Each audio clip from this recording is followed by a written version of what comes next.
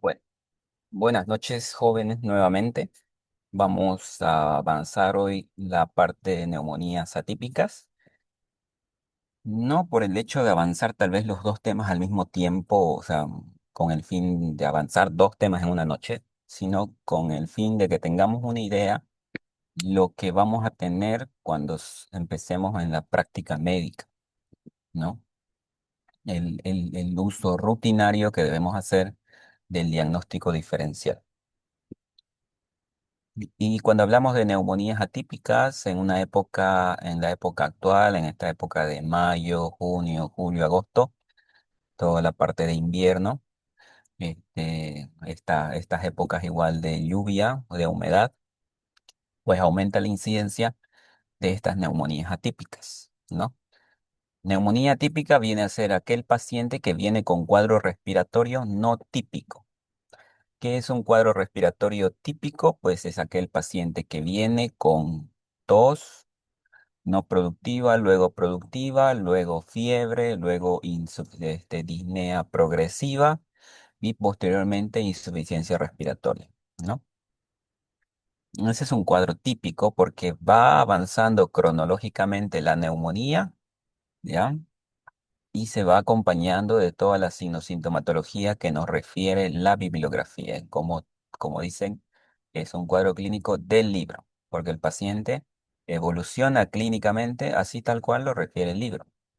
Pero en este caso, para las neumonías atípicas, son pacientes que vienen con uno o algunos síntomas de respiratorios, ¿ya?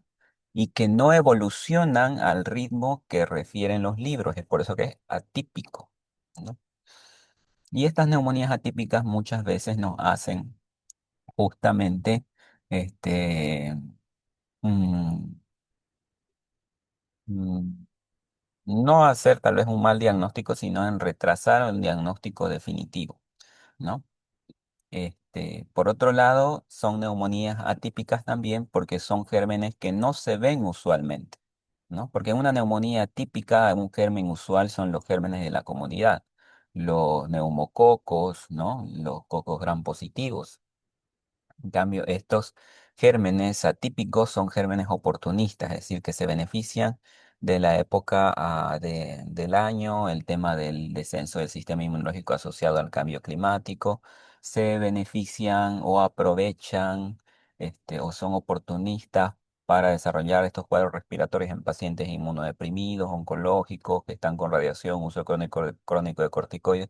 Por eso también son atípicos porque son gérmenes que no se ven usualmente para una neumonía típica. ¿Ya? Entonces, por lo menos como yo lo interpreto, el abordaje de neumonías atípicas COVID-19 versus influenza es el diagnóstico diferencial que debemos hacer en todo paciente que ingrese con cuadro de insuficiencia respiratoria no típica en su consultorio o en la emergencia en la cual ustedes estén trabajando. ¿Ya? Entonces, la enfermedad por COVID-19 y la influenza son enfermedades respiratorias virales agudas de alta relevancia clínica y epidemiológica, ¿ya? Son capaces de producir cuadros leves de vía aérea superior, o sea, un paciente que viene con rinorrea, con odinofagia, con tos seca y posteriormente tos productiva, ¿ya? O cuadro de rinitis y que posteriormente puede evolucionar hasta neumonía grave, ya cuando el paciente empieza con disnea progresiva e insuficiencia respiratoria en diferente nivel, síndrome de distrés respiratorio agudo, que ya viene a ser un cuadro mucho más severo respiratorio, shock, pues, este cuadro infeccioso puede desarrollar un shock de etiología respiratoria y puede desarrollar también cuadros fatales de muerte, ¿no? Ambas entidades comparten mecanismos de transmisión respiratoria, ¿no? La exposición a través de las gotitas de flujes, y por eso es importante el uso de barbijo para el tema de la persona enferma, para limitar el tema de la extensión al momento de hablar o toser para exponer al resto de las personas a los gérmenes, ¿no? El tema del distanciamiento entre personas, más de 1,5 metros, entonces comparten mecanismo de transmisión respiratoria, ¿ya? Comparten igual manifestaciones clínicas. Los dos pacientes me van a venir con cuadro atípico, o sea, va a ser un paciente que va a venir solo con tos no productiva, ¿no? Y que de la nada evoluciona a insuficiencia respiratoria, o que viene solo con cuadro febril y rinitis, y de la nada empieza con cuadro de insuficiencia respiratoria, o que viene solo con fiebre, ¿no? Para los pacientes inmunodeprimidos, solamente con fiebre, o solamente con tos sin fiebre. Entonces son cuadros bastante variables, poco patognomónicos, ¿ya? Entonces, comparten manifestaciones clínicas superpuestas, ambos, así como hablamos en los síndromes febriles, que el dengue, zika y chikungunya en las fases iniciales tienen prácticamente la misma sintomatología. En este caso, la influenza y el COVID en los cuadros iniciales respiratorios atípicos igual tienen una sintomatología similar. ¿Ya? Y ambos pueden desarrollar cuadros severos. Ambos afectan con mayor severidad a grupos de riesgo, que son adultos mayores, pacientes inmunocomprometidos, ya sea con patología oncológica, en tratamiento con inmunoterapia o radioterapia, o uso crónico de corticoides, o patologías o comorbilidades que disminuyen el sistema inmunológico, como pacientes diabéticos crónicos, hipertensos, pacientes cardiópatas, pacientes post-trasplante, pacientes con patologías de inmunodepresión como HIV, etcétera, o hepatitis, ¿ya? Por otro lado, datos específicos para la influenza. La Organización Mundial de la Salud estima aproximadamente 1.000 millones de casos de influenza estacional por año, incluyendo 3 a 5 millones de casos graves de esos 1.000 millones y entre 290.000 a 650.000 muertes por causa respiratoria asociado a este agente causal. Entonces es una patología con bastante mortalidad, con bastante morbimortalidad, y este suceso o este evento de salud pública pues es prevenible a través de la vacunación a nivel mundial. Un poco diferente para el tema del COVID, porque este tema de COVID es más que todo ha aumentado su incidencia en los últimos 6 a 7 años con el tema de la aparición del SARS-CoV-2, ¿no? Y la pandemia del 2019 al 2020, donde la gravedad y el desarrollo de esta pandemia era porque el ser humano como tal no tenía un sistema inmunológico de memoria capaz de actuar frente a este virus. En cambio, con el pasar de los años, pues la incidencia de cuadros sintomáticos, de cuadros severos y de mortalidad ha reducido sustancialmente justamente por, primero, la adaptación del propio organismo de adquirir memoria frente a este tipo de gérmenes de tipo viral. Dos, el tema de los planes actuales de vacunación, ¿no? Y lo cual ha hecho que cambie drásticamente el panorama de una fase de pandemia a una fase actualmente estacional, donde la mayoría de los pacientes tienen COVID, son COVID positivos, pero pasan prácticamente asintomáticos, ¿ya? Em, Etiología, bueno, para el COVID-19, el agente causal, el SARS-CoV-2, un virus ARN monocatenario del género beta coronavirus de la familia Coronaviridae. La importancia del SARS-CoV-2 radica en cuatro proteínas, de las cuales la que adquiere mayor relevancia es la proteína S o Spike.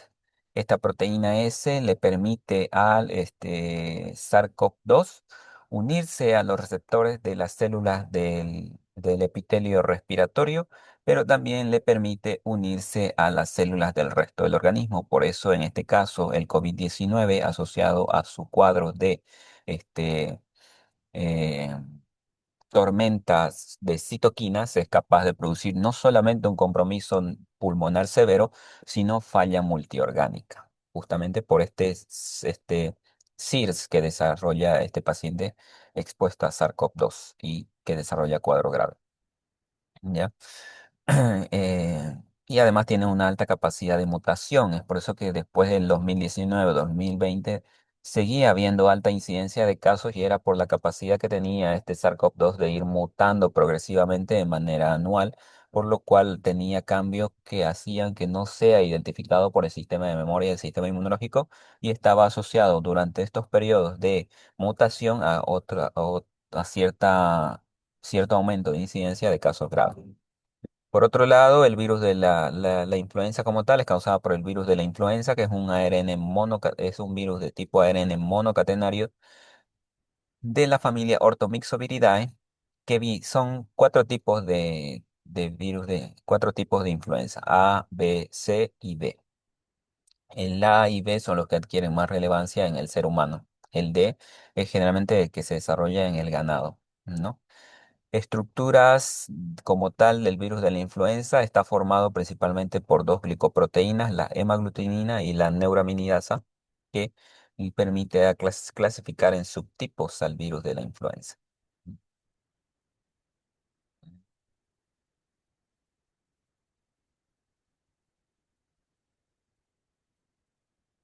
¿Ya?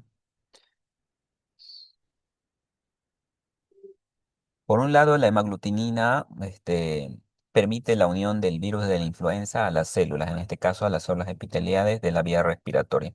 Y la neuraminidasa, por otro lado, facilita la diseminación del virus, es decir, la, la exocitosis de los viriones de las células epiteliales hacia afuera de la célula para que pueda migrar y adherirse al resto de las células epiteliales vecinas. Por eso que facilita la diseminación viral.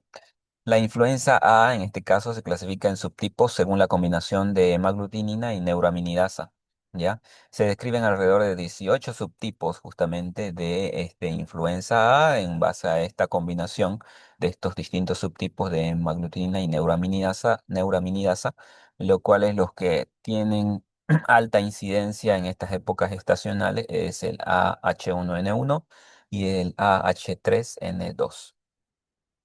Cuando hablamos de influenza tenemos dos términos que hay que dejar en claro. Uno es el drift antigénico y otro es el shift antigénico. El drift antigénico viene a ser la acumulación progresiva de mutaciones menores que permite el escape parcial a la inmunidad previa y favorece brotes.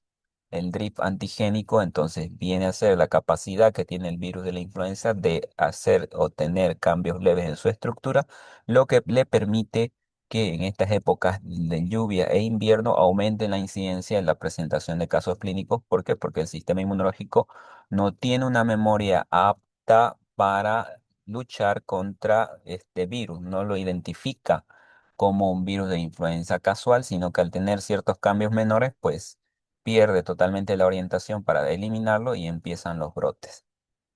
El chip antigénico, por otro lado, es un cambio brusco y de mayor, una mayor alteración, una mayor mutación en el virus y lo cual desarrolla nuevos subtipos de influenza, ¿no? Es lo que con el pasar de los años y de las décadas ha permitido el desarrollo de influenza H1N1, influenza aviar, gripe porcina, esos son los subtipos donde hay mayor mutación, una mutación mucho más marcada. El virus ARN tiene una gran capacidad de plasticidad genética, afinidad primaria por el epitelio respiratorio y capacidad de producir epidemias tanto anuales o pandemias de acuerdo a la modificación o a la mutación que tenga el germen.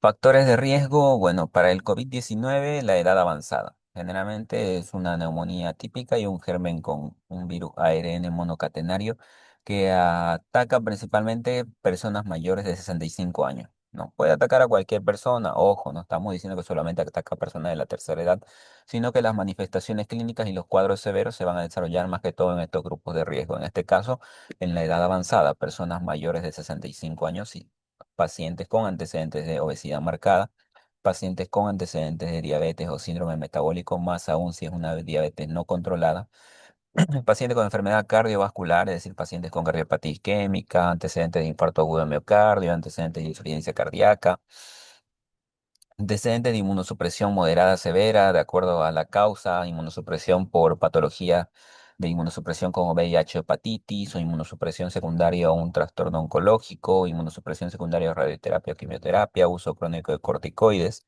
La falta de vacunación o el esquema de vacunación incompleta también es otro factor de riesgo para desarrollar un cuadro sintomático y cuadros severos, el antecedente previos de COVID, ¿no? Porque el antecedente previo de COVID o de cualquier otra patología respiratoria también aumenta la incidencia de cuadros sintomáticos porque el hecho de que el paciente tenga antecedentes de neumonías previas, sean típicas o atípicas, pues me disminuye la capacidad pulmonar residual y por lo tanto el paciente tiene menor tolerancia a los cuadros inflamatorios pulmonares, ¿no?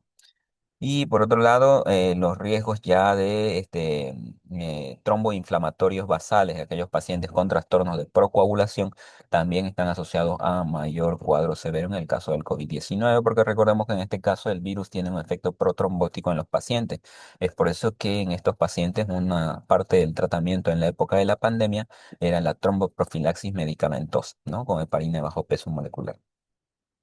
Factores de riesgo para la influenza, en casos graves, en este caso de influenza, o volvemos a lo mismo del COVID-19, puede atacar a cualquier persona, a cualquier edad, pero la incidencia de casos graves y cuadros sintomáticos están asociados a niños menores de 5 años, mujeres embarazadas, también adultos mayores, antecedentes de patologías pulmonares previas como EPOC, asma, fibrosis pulmonar, bronquiectasia, trastornos neurológicos asociados a discapacidad y postración y o trastornos neuromusculares, ¿no? Estamos hablando de aquellos pacientes que tienen secuelas de ACV, que tienen secuelas de meningitis, que tienen secuelas de síndrome convulsivo, que tienen disminución de la fuerza muscular por diferentes causas, lo que imposibilita que el paciente se movilice de manera independiente fuera de la cama, por lo tanto es un paciente que pasa mucho tiempo postrado.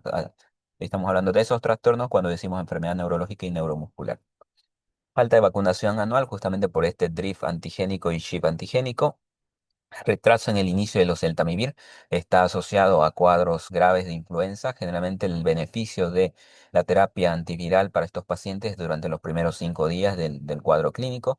Mayor riesgo de sobreinfección bacteriana, es decir, ese paciente con influenza y peor aún con influenza grave tiene alta probabilidad de desarrollar cuadros bacterianos asociados, ¿ya? Especialmente gérmenes asociados como neumococo y estafilococo, o sea, cocos gram positivos.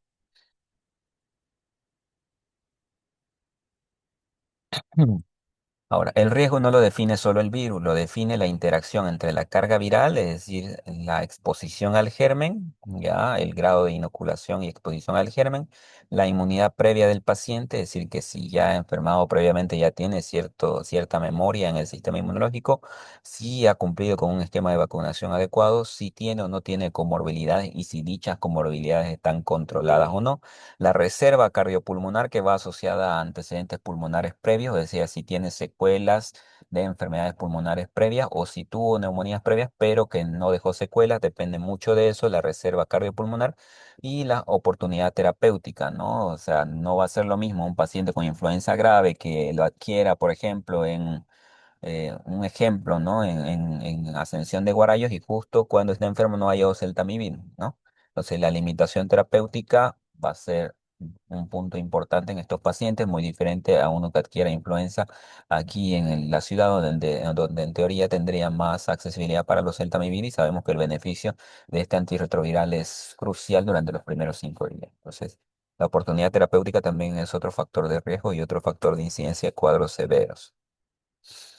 Entonces, desde el punto de vista fisiopatológico, el COVID-19 se une a través de receptores de la proteína S. A través de la proteína S que tiene el SARS-CoV-2 se une a receptores ACE2 que están en el epitelio de la vía respiratoria y en el epitelio del resto del organismo, por lo cual estos pacientes expuestos a SARS-CoV-2 pueden desarrollar cuadros respiratorios y de la misma manera que pueden desarrollar cuadros respiratorios, pueden desarrollar falla multiorgánica, pueden hacer falla renal, falla cardiovascular, falla hepática, falla neurológica, etcétera.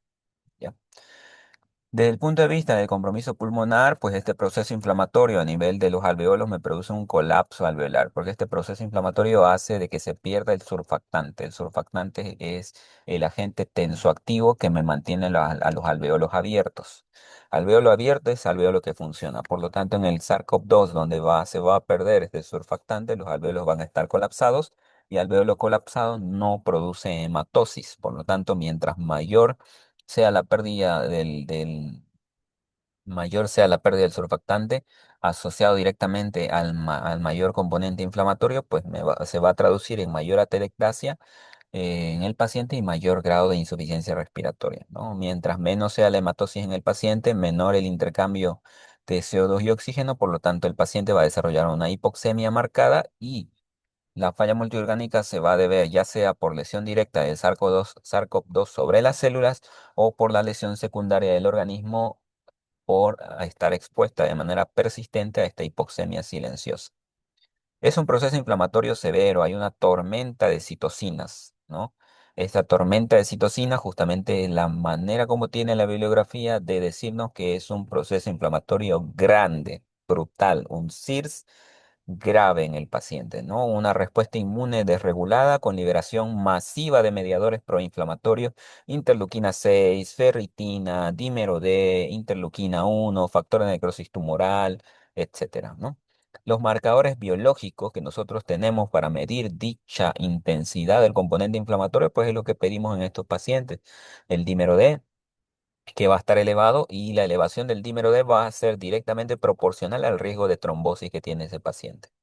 Por otro lado, la ferritina y la PCR, que son reactantes en fase aguda, que también van a estar elevados en estos pacientes, y su elevación va a ser directamente proporcional al grado de inflamación que tienen estos pacientes. Así que mientras más alto está, mayor es el componente inflamatorio, y mientras mayor sea el componente inflamatorio, mayor la probabilidad no solamente de neumonía grave y distrés respiratorio severo, sino también mayor la probabilidad de falla multiorgánica. ¿Ya? Y los linfocitos que van a estar disminuidos. Estos pacientes, al ser un cuadro viral, pues van a cursar con linfopenia, ¿ya? Va a haber un efecto protrombótico. Entonces, estos pacientes no solamente producen daño directo por el virus, daño por la hipoxemia, sino también daño por la mala perfusión secundario a las microtrombosis que se van a desarrollar. Hay un daño en el endotelio que desarrolla microtrombosis, ¿no? Microtrombosis pulmonar. Recordemos que la importancia de la hematosis radica en la unión de buena llegada de oxígeno con buena circulación, ¿no? ¿Ya? Porque ese oxígeno va a llegar a todo el organismo gracias al sistema circulatorio. Por lo tanto, al haber microtrombosis a nivel pulmonar, el paciente puede respirar oxígeno, ustedes le pueden dar oxígeno a 15 libras, pero al no tener buena perfusión pulmonar, también va a exacerbar la hipoxemia y mayor el riesgo de falla orgánica, ¿no? Así como también riesgo de eventos cardiovasculares. No solamente va a haber microtrombosis pulmonar, sino también microtrombosis a distintos niveles del organismo, a nivel cardíaco, a nivel periférico, eh, a nivel orgánico, a nivel del resto del organismo, ¿no? Entonces hay un compromiso multisistémico.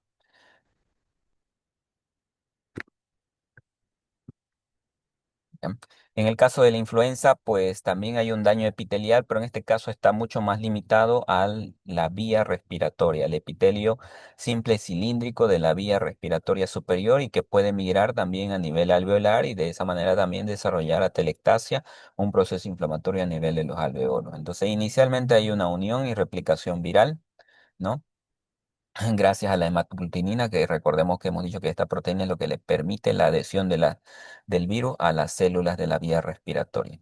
Destrucción del epitelio respiratorio secundario a la replicación masiva y a la necrosis y descamación que me va a desencadenar esta replicación viral. Por lo tanto, va a haber una exposición de la vía respiratoria al medio externo, y por lo tanto eso produce una pérdida epitelial, expone la membrana basal, y esto provoca tos, irritación y aumento de secreción. La respuesta sistémica pues se va a manifestar con una tormenta también de mediadores inflamatorios, tal vez no una tormenta de citoquinas como vemos en el paciente con COVID-19, pero sí un componente inflamatorio severo, porque estos pacientes pueden desarrollar neumonía grave y distrés respiratorio severo también. Este proceso inflamatorio más bien produce un desgaste del sistema inmunológico, por lo tanto el sistema inmunológico va a estar tan concentrado en luchar contra la influenza que va a dejar descubierto el sistema de defensa ante otros gérmenes. Por lo tanto puede ir asociado con sobreinfección bacteriana secundaria. Hemos visto previamente que están más asociados generalmente a sobreinfecciones como por cocos gram positivos, ¿no? Y bueno, la progresión del compromiso de vía aérea superior a posteriormente vía aérea inferior con desarrollo de neumonía, ¿no? Atelectasias y cuadros pulmonares severos. ¿Ya? Eh, un poco de comparación, bueno, tenemos acá que para el COVID-19 el receptor principal donde va a actuar el SARS-CoV-2 son los receptores ACE2 de las células epiteliales, y en el caso de la influenza actúa sobre los receptores relacionados con ácido ciálico igual del epitelio simple cilíndrico de la vía aérea superior. La proteína clave de entrada para el SARS-CoV-2 en su relación con el epitelio de la vía respiratoria y del resto del organismo es la proteína S o spike, y para la influenza, la proteína que le permite la adhesión a las células epiteliales es la hemaglutinina. ¿no? El órgano dominante de daño para el COVID-19 son los alveolos, el endotelio y la microvasculatura, ¿no? Disminución del surfactante, atelectasia, microtrombosis, etcétera. Y por otro lado, para la influenza es netamente el epitelio respiratorio, como hemos visto, con destrucción del epitelio y exposición del tejido subepitelial al medio externo, lo que desencadena la irritación y la tos irritativa. Mecanismo grave dominante para el caso del COVID-19 es la tormenta de citocinas, la inflamación severa, más daño endotelial, más trombosis y para la influenza la necrosis epitelial asociada a inflamación y sobreinfección bacteriana. ¿Ya? Estos pacientes generalmente con influenza empiezan a tener tos productiva cuando ya están más asociados a infecciones sobreagregadas, ¿no? Amplificación característica, estos pacientes con cuadro respiratorio pulmonar directo pueden desarrollar también cuadro respiratorio o una exacerbación del cuadro respiratorio asociado a tromboembolismo. Este efecto protrombótico puede desencadenar en estos pacientes tromboembolismo pulmonar, microtrombosis pulmonar, llamado pulmón del COVID, ¿no? Que va a tener radiopacidades no solamente por el tema de la neumonía en sí, sino también opacidades secundario a la obstrucción de la circulación a nivel pulmonar. ¿Ya? Y para la influenza, bueno, la complicación más característica es la neumonía bacteriana secundaria, ¿no? La inflamación sistémica es más frecuente en el COVID-19 en relación a la influenza y el compromiso extrapulmonar es mucho más frecuente en el COVID-19 en comparación al paciente que desarrolla neumonía por influenza.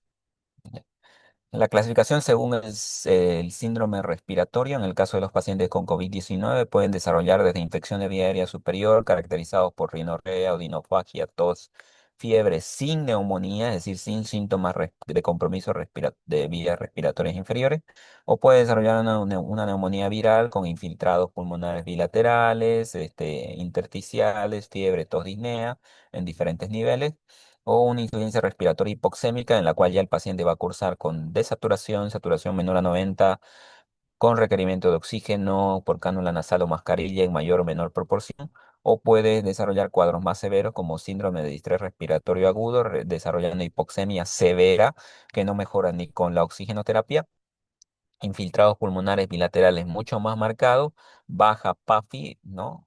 Baja relación de PO2 y fracción inspiratoria de oxígeno, o desarrollar síndrome de estrés respiratorio agudo más tromboinflamación, es decir, lo que hemos hablado previamente, más el riesgo trombótico y el riesgo que tiene este paciente de desarrollar tromboembolismo pulmonar o cualquier otro cuadro protrombótico. ¿No? Clasificación según el compromiso sistémico, pues puede cursar con un cuadro pulmonar predominante, es decir, netamente compromiso de vía respiratoria, donde el paciente va a desarrollar un cuadro típico de neumonía, hipoxemia y distrés. Pero también puede ir asociado a un cuadro tromboinflamatorio, donde el paciente, además del cuadro respiratorio, va a estar asociado a elevación del dímero D, signos de tromboembolismo pulmonar, que es la disnea súbita de desaturación marcada a pesar de oxigenoterapia, alteraciones electrocardiográficas, ¿no? Y con signos, y el gol estándar en este caso vendría a ser la angiotomografía de tórax. Otros signos de microtrombosis, no solamente a nivel pulmonar, sino también a nivel periférico, eventos arteriales y venosos. Puede haber complicaciones cardiovasculares como desarrollar una miocardiopatía viral, injuria miocárdica, arritmia y shock cardiogénico. A nivel renal, una lesión renal aguda, una nefropatía séptica o una nefropatía viral con necesidad, en el peor de los casos, inclusive de terapia, reemplazo renal o diálisis. A nivel de un neurológico puede desarrollar una encefalitis viral, desarrollar un ACV de tipo isquémico por este efecto protrombótico o trastornos de delirio. Y la falla multiorgánica que puede estar manifestada ya sea por shock, por distrés respiratorio, sumado a falla renal, alteración hepática, hepatopatía en distintos niveles y coagulopatía. Clasificaciones para la influenza. Bueno, tenemos que la influenza en este caso tiene cuatro subtipos, hemos dicho, la A, B, C, D. La A y la B van más relacionadas con el tema de los seres humanos. La influenza tipo A, que viene a ser la principal causante de epidemias y pandemias en sus subtipos H1N1 y H3N2. La influenza B, que produce epidemias estacionales, no se clasifica en subtipos, sino en linajes y la influenza C y D que no van muy relacionados con cuadros clínicos relacionados con personas, ¿no? La clasificación clínica por severidad, pues tenemos cuadros clínicos asintomáticos, cuadros clínicos leves, moderados, severos y críticos, de acuerdo a la sintomatología que presenta el paciente y a qué grado de manejo requiera. Generalmente aquel paciente asintomático, pues seguramente va a requerir un tratamiento ambulatorio, se lo puede mandar a la casa con vigilancia, aislamiento, el lavado de mano, uso de barbijo para evitar la diseminación al resto de los familiares. O cuadros leves a moderados donde se tendrá que valorar la internación del paciente en una sala común o en una sala de aislamiento. Y cuadros severos y críticos donde probablemente el paciente necesitará monitorización continua, ya sea en una sala de observación, emergencia o en una sala de unidad de cuidados intensivos o intermedio y que puede llegar a requerir en el peor de los casos algún tipo de asistencia ventilatoria, ya sea ventilación mecánica no invasiva, cánula nasal de alto flujo o intubación orotraqueal. Y la clasificación clínica por severidad, que esto es útil más que todo para protocolizar el manejo médico en el caso de los pacientes con influenza, que tenemos la influenza no complicada, que aquel que viene, es aquel paciente que viene con síntomas leves, fiebre, tos, mialgia, cefalea o dinofagia, sin signos de neumonía, es decir, sin evidencia de algún infiltrado a nivel de la radiografía de tórax, sin hipoxemia, es decir, que es un paciente que no está dependiente de oxígeno y en estos casos, la conducta generalmente en estos pacientes es manejo ambulatorio. Se lo envía a la casa y se solicita un control en 48 horas. La influenza complicada, pues viene a ser el cuadro clínico previo asociado a neumonía, un cuadro clínico ya de tos productiva, con infiltrado pulmonar bilateral probablemente, con requerimiento en mayor o menor proporción de oxigenoterapia. Generalmente la conducta en estos casos ya va a ir asociado a terapia antiviral y evaluación hospitalaria, es decir, internación del paciente. Y en el caso de la influenza grave o progresiva, pues ya va a haber en mayor o menor proporción, signos de hipoxemia, hipoxemia refractaria, signos de shock, falla multiorgánica, alteración neurológica, falla hepática, etcétera, ¿no? Y requerimiento ya sea de internación en sala o de monitorización en una unidad de cuidados intensivos. Para el diagnóstico, entonces, en toda patología tenemos un diagnóstico clínico, una confirmación etiológica y la valoración de las complicaciones, ¿no? Y más aún en estas enfermedades que estamos hablando últimamente, que son enfermedades de registro obligatorio al CEDES, ¿no? De reporte obligatorio. Tanto para el COVID como para la influenza tenemos un cuadro clínico de superposición, es decir, que el paciente en cualquiera de los dos casos me puede venir por un cuadro clínico de 24, 48, 72 horas de evolución, de fiebre, escalofríos, fatiga, tos no productiva al inicio y que puede llegar a ser productiva, más aún si va asociado a una infección bacteriana sobreagregada o dinofagia, rinorrea, cefalea, mialgia, disnea y neumonía viral. Sobre eso, pues si en el caso del COVID-19 está asociado más a un cuadro de inicio progresivo subagudo, asociado a otros síntomas como anosmia y disgeusia, menos dominante hoy en día. Antes era signo clave para el diagnóstico de, de COVID-19 en la época de la pandemia, es lo que referían los pacientes, no percibo los olores, no percibo los sabores, entonces era algo característico y llamaba la atención en la época de la pandemia, ¿no? Y la hipoxemia desproporcionada, es decir, que son pacientes que tienen tendencia progresiva a la desaturación y un aumento progresivo del requerimiento de oxígeno. Y en el caso de la influenza, una instauración más abrupta, ¿no? Cuando hablamos del COVID-19 y dice inicio progresivo y subagudo, estamos hablando de varios días para desarrollar un cuadro mucho más grave. En el caso de la influenza es una instauración mucho más abrupta, un cuadro clínico de evolución mucho más brusca, ¿ya? Asociado a un cuadro febril mucho más marcado, de fiebre alta y de ascenso súbito de la temperatura, y donde el paciente está generalmente con mucho mayor mioaltralgia y mayor postración, ¿no? Ningún síntoma aislado permite una diferenciación segura de una u otra patología sin una prueba diagnóstica complementaria. Entonces, yo es pecado, por así decirlo en palabras sencillas, que venga el paciente y viene con anosmia, solo anosmia, allá es COVID-19, ¿no? O viene solo con fiebre alta, inicio súbito, es influenza, ¿no? O, no, tiene odinofagia, ¿no? No, yo lo vi en 10 pacientes con influenza y en 2 con COVID-19, viene con odinofagia, entonces, es influenza, no. Una sintomatología de manera aislada no me da el diagnóstico definitivo siempre y cuando no tenga una prueba confirmatoria. Y además, el arte de la medicina es la evaluación e individualización de cada paciente, valoración clínica, exámenes complementarios, exámenes imagenológicos y pruebas de confirmación. ¿Ya? Bueno, perfiles de agravamiento. Por un lado, el COVID-19 viene con un cuadro de inicio con signos de sintomatología mucho más intensa, de anosmia, disgeusia, fiebre, tos. Pero que va disminuyendo de intensidad progresivamente y obviamente de este descenso de la intensidad del cuadro clínico va a ir asociado también si el paciente tiene o no tiene antecedentes previos de exposición al SARS-CoV-2, ¿no?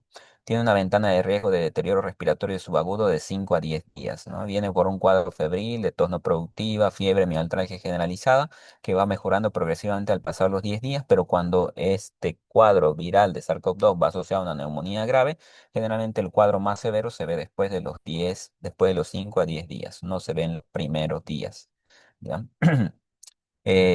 Firma clínica típica, hipoxemia desproporcionada, respecto también a la sensación de disnea, una disnea progresiva, es decir, un paciente que los primeros días estaba con una disnea de grandes esfuerzos, después del 10.º día estaba con una disnea de medianos esfuerzos y pasado los 10 a 15 días empieza con una disnea de reposo y ya viene con un infiltrado pulmonar eh, importante y una hipoxemia refractaria, ¿no? Señales de alarma trombótica, pues el dolor torácico como signo de un efecto trombótico coronario o de un tromboembolismo pulmonar, síncope, hemoptisis, edema unilateral, ¿ya? Y en el caso de la influenza, pues generalmente el cuadro viral más marcado y más incapacitante, por así decirlo, al paciente, que lo mantiene en la cama con dolor articular, con fiebre marcada, pues se ve dentro de los primeros 2 a 3 días, ¿no? Y que posteriormente van mejorando de manera progresiva siempre y cuando no desarrolle una neumonía grave. En el caso que desarrolle la neumonía grave y cuadro más severo, pues se va a prolongar seguramente, ¿no? En la forma clínica es el deterioro bifásico, mejoría inicial seguida de fiebre recurrente y esputo purulento en el caso de que se asocie a una neumonía bacteriana. Señales de alarma sistémica, pues exacerbación abrupta en el caso de que sea un paciente con patologías previas pulmonares como EPOC o que tenga insuficiencia cardíaca y alteración del sensor. Pruebas confirmatorias, bueno, tenemos el PCR, ¿no? Y así como en los síndromes febriles, el PCR-DT para dengue, Zika y chikungunya. En el caso del COVID-19 e influenza, igual tenemos el PCR-RT para el COVID-19 y para la influenza, ¿no? Por otro lado, tenemos también el antígeno rápido y tenemos el Filan-Ray o la pesquisa viral, ¿no? La pesquisa de múltiples gérmenes. Por un lado, el PCR-RT tiene una sensibilidad importante de más del 95%, ya casi el 100%. Es el estándar de oro, básicamente es una prueba confirmatoria de estos síndromes virales. Generalmente se realiza en pacientes hospitalizados, inmunocomprometidos y en brotes institucionales, ¿no? Pero requiere mayor tiempo de procesamiento. Por otro lado, el antígeno es de fácil procesamiento, sale en 2 a 3 horas el antígeno para COVID-19 o influenza. Sin embargo, la sensibilidad no es tan alta como el del PCR-RT, ¿no? Y depende mucho de la carga viral. Si la carga viral es alta, pues me va a salir probablemente mucho más seguro que me va a salir positivo. Y si la carga viral es baja, pues probablemente me va a salir un falso negativo.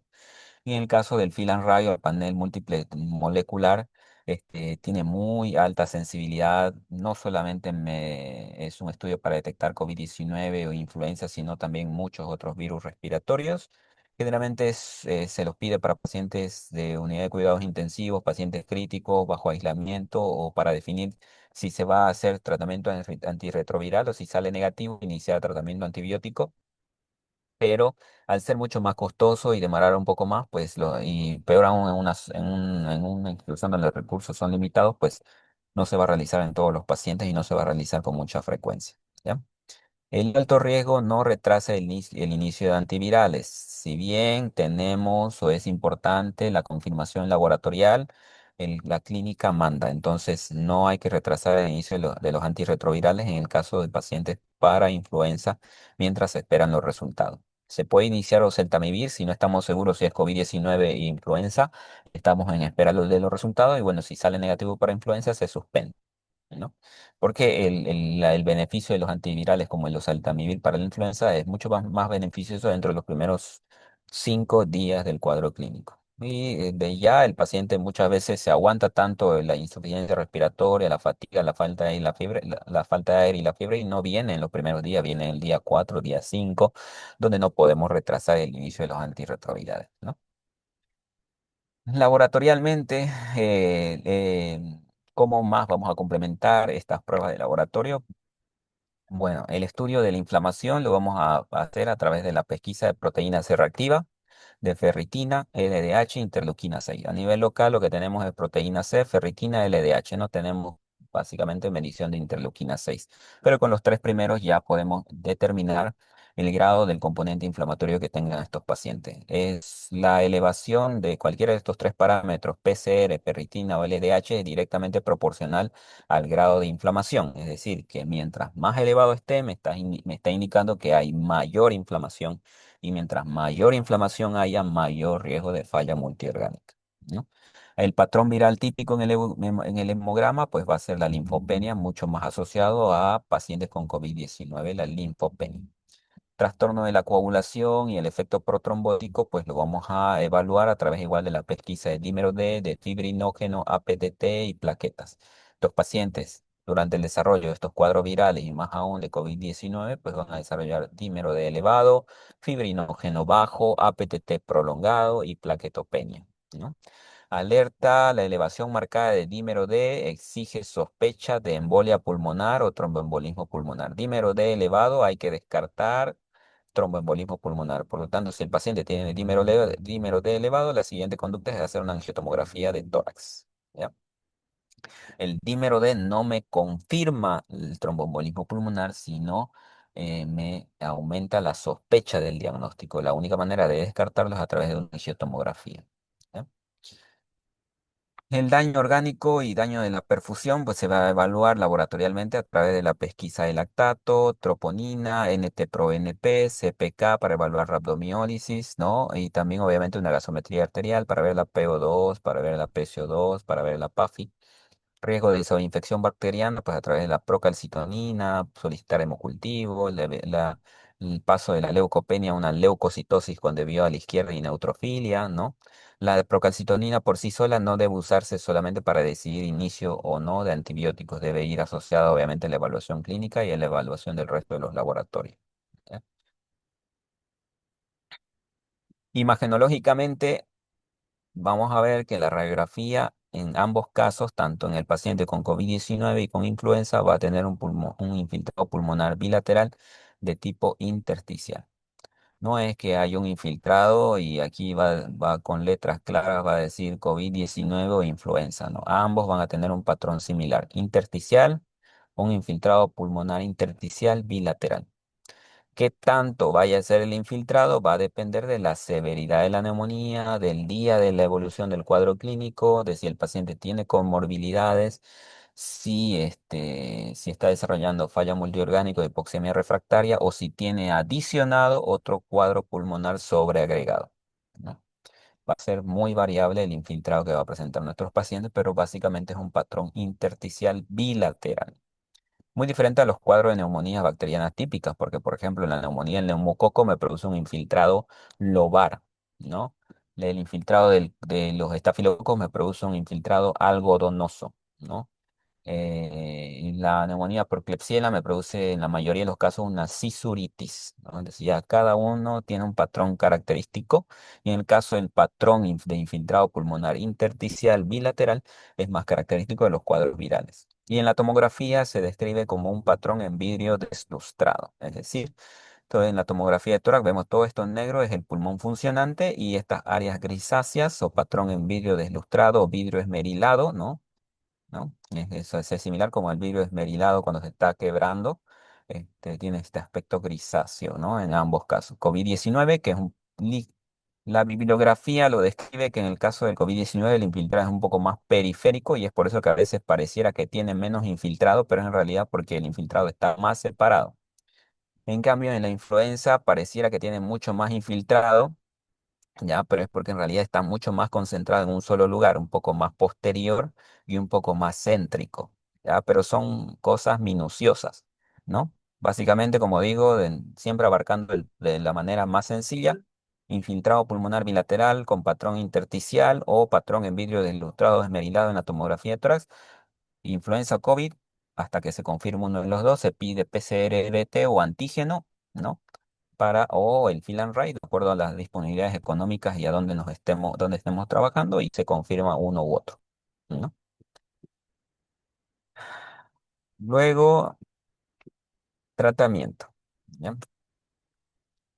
Manejo empírico. Antes el manejo empírico era tratamiento universal para todo positivo, ¿no? O sea, ni llegaba la confirmación, el paciente llegaba con tos, con fiebre, eh, no sentía sabores, no sentía olores, era COVID. Y le plantaban dexametasona, ivermectina, etcétera, y el paciente venía con mayor insuficiencia respiratoria, pero era por la polimedicación. Entonces, no es un tratamiento universal, es nuestra obligación como médicos es un diagnóstico y tratamiento individualizado para cada paciente. ¿Ya?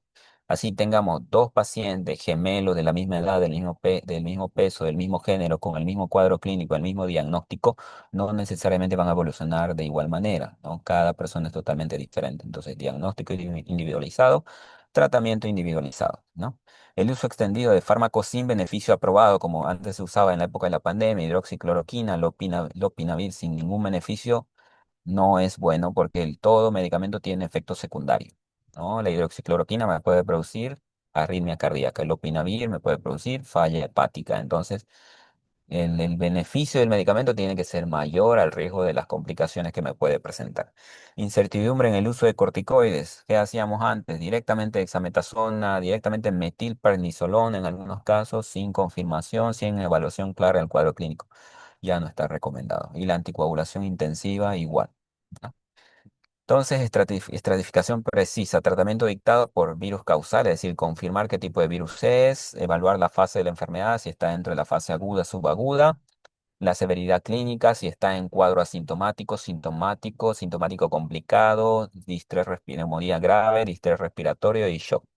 Antivirales tempranos y seleccionados, los entamivir es más indicado para en la influenza, los corticoides inmunomoduladores, pero es en los casos de hipoxemia, hipoxemia refractaria, y antibióticos solo ante la evidencia de sobreinfección. No existe antibiótico terapia profiláctica así para todos, ¿no? La antibiótico-terapia profiláctica tiene sus criterios definidos y hay que respetarlos porque igual el uso indiscriminado de antibióticos me puede traer resistencia bacteriana. ¿Ya? Entonces, principios compartidos para el manejo de estos pacientes, identificación precoz, ¿no? Identificación del germen, PCR-RT, antígeno o Filan-Ray para identificar COVID o influenza. Antiviral temprano, el beneficio de los antivirales es mucho mayor dentro de los primeros 5 días, más aún en el caso de la influenza.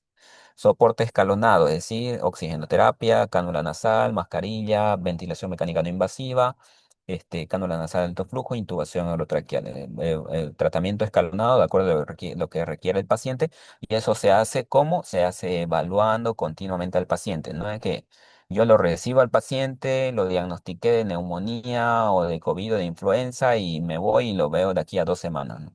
Monitorización, ¿no? Si es un paciente de sala, pues lo veo cada día, cada 48 horas. Si lo mando a la casa, lo evalúo en 72 horas. Una evaluación constante y en base a eso tratamiento escalonado. Uso racional de antibióticos. Uso de antibióticos en caso de identificación de germen o de signos claros de infección sobreagregada por bacterias. Y depuración terapéutica. Evitar sistemáticamente tratamientos obsoletos, innecesarios y que me van a traer mayores complicaciones. ¿Ya? El uso de los antivirales, la ventana antiviral como el uso de Remdesivir, molnupiravir es más útil en los pacientes con COVID-19, ¿ya? Y el uso en este caso de los entecavir es más útil en los pacientes con influenza, ¿no? Va a depender del momento del cuadro clínico y también si el paciente cursa con hipoxemia refractaria para asociar a corticoides, inmunomoduladores y en el peor de los casos medicamentos biológicos cuando haya distrés respiratorio severo o shock, ¿ya? Prioridad uno el nilmatrelvir o ritonavir para pacientes con COVID-19, ¿no? O remdesivir intravenoso, también en los casos severos, y el molnupiravir como una opción secundaria, pero el uso de estos antirretrovirales hay que tomar en cuenta que me pueden desarrollar hepatotoxicidad, entonces es importante siempre la confirmación, ¿no? Pasos escalonados, hospitalización sin oxígeno, no usar corticoides. Los corticoides se limitan para casos de hipoxemia refractaria, los antivirales solamente en fase temprana, la profilaxis protrombótica en los casos del paciente con COVID-19, el oxígeno convencional, hemos dicho, bueno, la importancia de los corticoides es cuando haya hipoxemia refractaria, la cánula nasal de alto flujo, ventilación mecánica no invasiva, es el objetivo es evitar que ese paciente llega a intubación orotraqueal y ventilación mecánica invasiva. Ahí se puede asociar corticoides e inmunomoduladores. Y bueno, ya en el peor de los casos, hipoxemia refractaria que no mejora con ventilación mecánica, que no mejora con oxigenoterapia ni con cánula nasal de alto flujo, va a tocar intubarlo al paciente. Y en el peor de los casos, que son procedimientos que recién se están instaurando a nivel Bolivia, que es el ECMO, ¿no? Inmunomoduladores, bueno, a nivel local tenemos más que todo el tocilizumab, un bloqueador de interleuquina 6, ¿no? Que está marcadamente elevado en los pacientes con COVID-19. A nivel local, por lo menos lo que tenemos es el tocilizumab y el tirrituximab, que llega inclusive no se puede encontrar fácilmente, ¿no? El resto de los inmunomoduladores no tenemos a nivel local, ¿ya? Que ya no está recomendado por lo menos de manera frecuente, hidroxicloroquina, ¿no? Acitromicina sin beneficio, riesgo de QT prolongado y de otras arritmias cardíacas. La ivermectina no hay beneficios, mayor riesgo de falla hepática e inclusive complicaciones neurológicas. La acitromicina como antiviral no se ha visto su beneficio. El no, lopinavir y ritonavir no hay beneficio. Actualmente lo que tenemos es el oseltamivir, que tiene muchos más beneficios, más aún para pacientes con influenza, pero en el caso de que no haya oseltamivir y tengamos un paciente con COVID-19 y querramos tal vez mejorar en cierta manera un poco el pronóstico y evitar que llegue a neumonía grave, sí se podría tal vez valorar el uso de estos antirretrovirales. Y lo que estaba en boga en la época de la pandemia, ¿no? Pedían ayuda justamente para transfusión de sangre, el plasma convaleciente universal, el uso rutinario está descartado. Toda transfusión tiene efectos secundarios, hay que tomar en cuenta eso también, riesgo de shock anafiláctico, reacción alérgica, e inclusive lesión pulmonar secundaria a la politransfusión, entonces hay que tener cuidado por esa parte, ¿ya? Bueno, una carrera contra el tiempo para el tema de la influenza, ¿no? La influenza no complicada, la ventana de las primeras 24 horas, el paciente sano, estable, el beneficio máximo es si se inicia los antivirales antes de las 48 horas. Oseltamivir es lo que tenemos a nivel local, generalmente 75 miligramos durante los primeros 5 días, ¿no? 2 veces al día. Si es más de 48 horas, manejo puramente sintomático o evaluar, se puede evaluar inclusive iniciarle el oseltamivir hasta el día 5, ¿no? Alto riesgo, pacientes con neumonía grave, alto riesgo de descompensación, con requerimiento de internación u hospitalización, el límite se rompe. Entonces, pacientes hospitalizados con enfermedad severa o grupos de alto riesgo, iniciar oseltamivir inmediatamente, ¿no? Sin importar el tiempo de evolución.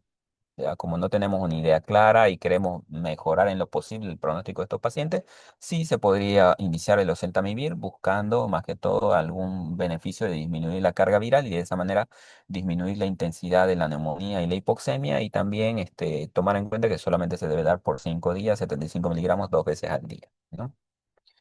Ambulatorio no complicado, Celtamivir, entonces 75 miligramos vía oral cada 12 horas por 5 días. Es el mismo esquema que se puede utilizar en los pacientes que están internados, ¿no? 75 miligramos vía oral o por sonda nasogástrica, si es que no puede tomar vía oral, 2 veces al día por 5 días. ¿Ya? La paradoja de los corticoides, bueno, tenemos que tomar en cuenta que los corticoides salvan si es una neumonía grave. El beneficio de los corticoides es cuando el paciente está con hipoxemia refractaria y neumonía grave.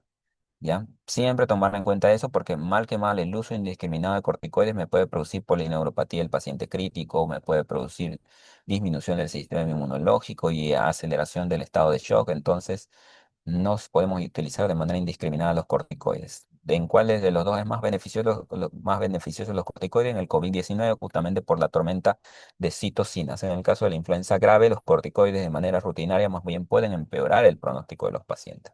Entonces tenemos que atacar, no solamente tratar como si fuera una receta, también tenemos que evaluar el mecanismo fisiopatológico. Los corticoides me van a mejorar la tormenta de citocina del COVID-19, pero no me van a mejorar como tal el proceso inflamatorio eh, epitelial que me produce la influenza. ¿Ya? En el caso de sospecha bacteriana más influenza, bueno, los gérmenes más frecuentemente asociados para infección bacteriana en los casos de los pacientes con influenza, los cocos gram positivos, estreptococo y estafilococo. Dentro de los estafilococos hay bastante incidencia de resistencia resistencia a antibióticos, por lo tanto los estafilococos resistentes a meticilina, la sugerencia para pacientes con sospecha de estafilococo resistente a meticilina, pues el uso de vancomicina o linezolid de inicio, ¿no? Protocolo de coinfección, bueno, evaluar, ¿no? Si el paciente tiene un test positivo, no descarta el otro virus. O sea, le sale positivo para COVID-19, ese paciente también tiene riesgo de desarrollar al mismo tiempo influenza. Entonces, y peor aún, si tiene los dos cuadros coexistentes, mayor la probabilidad de desarrollar neumonía grave, shock y falla multiorgánica. Entonces, siempre hacer una pesquisa de ambos, ¿no? Y tal vez, si el antígeno me sale negativo, tal vez valorar, repetir dicho antígeno, porque recordemos que me puede salir un falso negativo cuando hay una carga viral baja, ¿no? Bien, ¿qué más? Complicaciones para el COVID-19, complicaciones respiratorias, neumonía viral bilateral, hipoxemia progresiva, distrés, complicaciones protrombóticas, trombosis venosa profunda, tromboembolismo pulmonar, coagulopatía, complicaciones cardiovasculares, injuria miocárdica, miocarditis, arritmia, insuficiencia cardíaca, complicaciones neurológicas, delirium, ACV, lesión renal aguda, cosas que hemos hablado ya previamente, ¿no? Más que todo las complicaciones compartidas para ambos, la neumonía, neumonía grave, cuadros de insuficiencia respiratoria, distrés respiratorio agudo, que puede llegar a requerir intubación orotraqueal y asistencia ventilatoria mecánica, miocardiopatía viral, arritmia cardíaca, lesión renal aguda, sobreinfección bacteriana asociada más a cocos gram positivo, como hemos visto, estafilococos y neumococos, shock, falla multiorgánica y muerte, ¿no? Bueno, eso, jóvenes. ¿Alguna pregunta que tengan?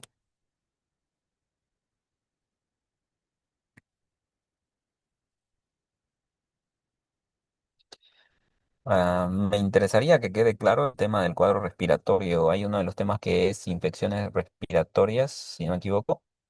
Después de que avancemos ese tema, voy a intentar buscar cuadros, casos clínicos en los cuales veamos justamente las similitudes que tienen estos pacientes, ¿ya?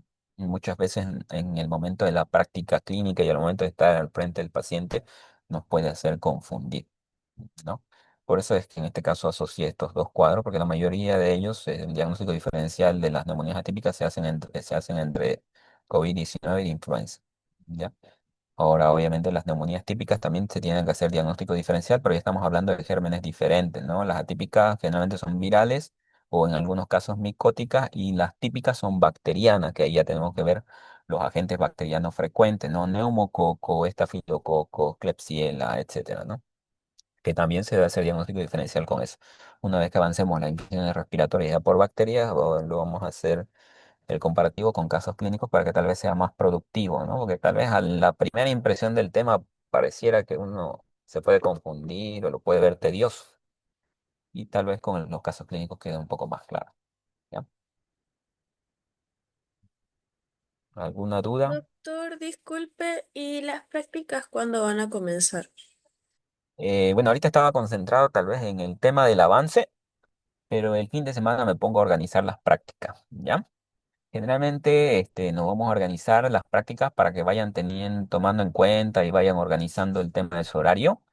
Para los días lunes, ahí va a haber prácticas en la mañana, tarde, noche. Para los días viernes va a haber prácticas en la noche. Para los días sábado va a haber prácticas de preferencia en la mañana. Y en algunos casos, aquellos que trabajen o aquellos que les interese también el tema de la parte práctica, también puede ser algunos domingos que yo esté trabajando y podamos pasar prácticas, ¿no? Como son muy numerosos, se podría aprovechar igual ese tema de los domingos para aquellos que quieran. Ya nos vamos a ir organizando. El tema de los miércoles, es un poco más difícil, porque el miércoles trabajo en una clínica privada y en la parte privada, pues los familiares son un poco más especiales, ¿no? Con el tema de sus pacientes internados. Pero vamos a ver si los martes, por ejemplo, y miércoles noche también podemos añadir más prácticas para que ustedes puedan ir con más frecuencia. ¿Ya?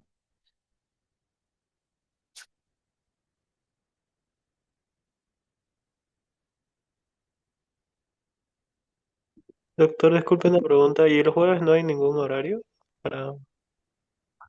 Jueves yo no voy al hospital. Jueves paso todo el día clases en otra universidad.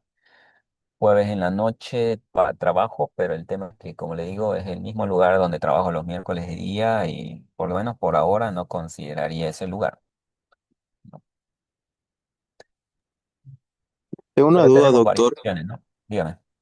Este, ¿Qué prueba de laboratorio principalmente se pide para confirmar mi diagnóstico entre COVID e influenza? Usted nombró PCR y las otras más, pero ¿cuál es la que normalmente pedimos nosotros en el centro de salud? Principalmente Va a igual porque los depender de lo que recursos son tengan. limitados. Va a depender de lo que tengan. Va a depender de mucho de lo que tengan y de lo que el paciente o el familiar pueda pagar, pues, ¿no? El tema costo, este, en teoría, el menos costoso pues sería el antígeno, ¿no? Pero tomando en cuenta que, como les dije, puede haber, dependiendo de la carga viral, puede salir un falso negativo. Entonces, si yo tengo la posibilidad de hacer PCR-RT, ¿no? Eh, Sería mucho más factible. Pero si no se puede hacer PCR-RT, pues con el antígeno y como siempre le digo, la clínica manda, clínica, radiografía, otros laboratorios más antígeno, ya puedo tener mi diagnóstico, ¿no?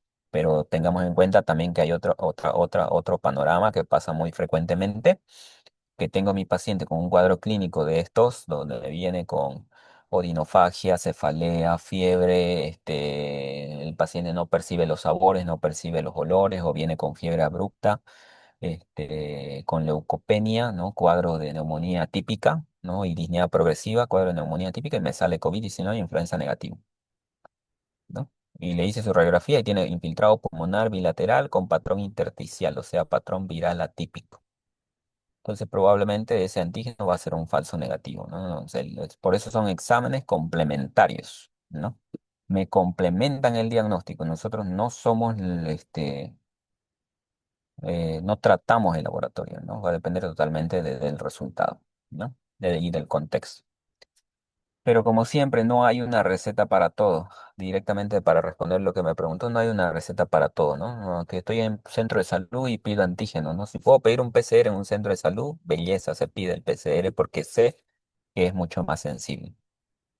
Y o estoy en un hospital de tercer nivel y no hay PCR-RT y solo hay antígeno, pues bien, pido el antígeno, pero con la idea de que pueda haber un falso negativo, entonces tengo que tomar también importancia de la clínica, radiografía y los otros laboratorios. Ya, gracias, doctor.